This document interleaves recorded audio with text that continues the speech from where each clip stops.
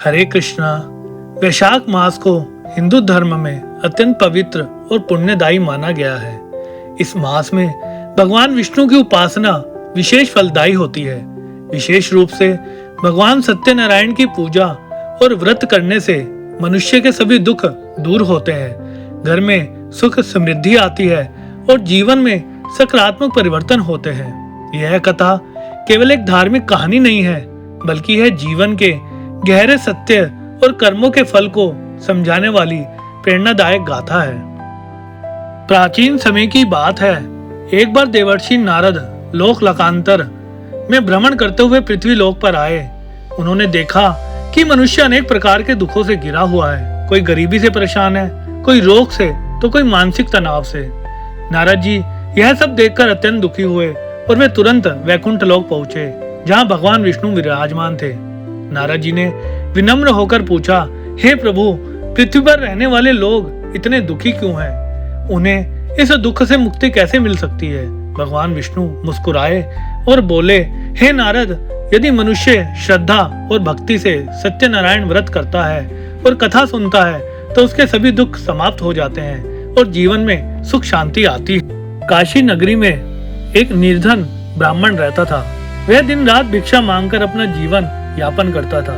एक दिन भगवान विष्णु ने एक वृद्ध ब्राह्मण का रूप धारण किया और उसके पास गए।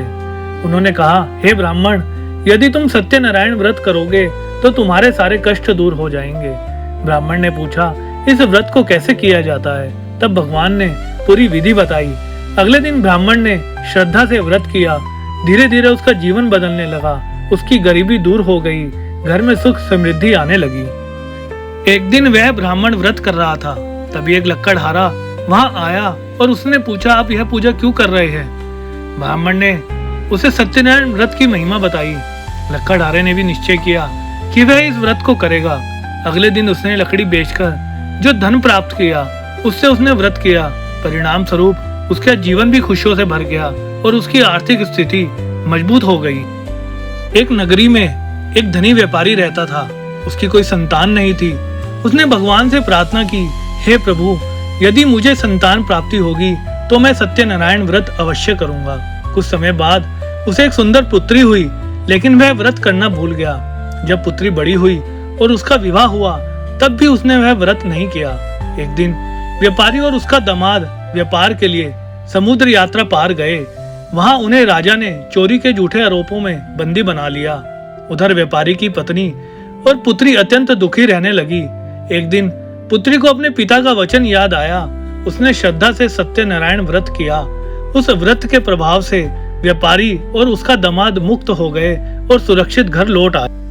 जब व्यापारी घर लौटा तब उसने व्रत किया, लेकिन उसने प्रसाद को सम्मान नहीं दिया और बिना ग्रहण किए ही चला गया।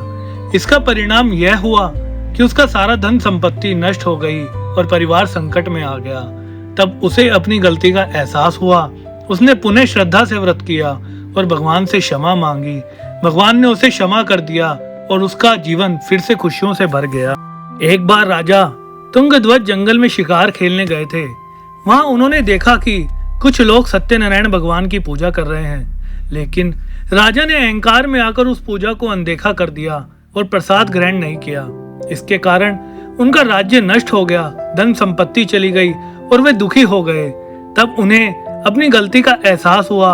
उन्होंने श्रद्धा से व्रत किया और भगवान से क्षमा मांगी और फिर धीरे धीरे उनका राज्य और सुख समृद्धि वापस आ गई।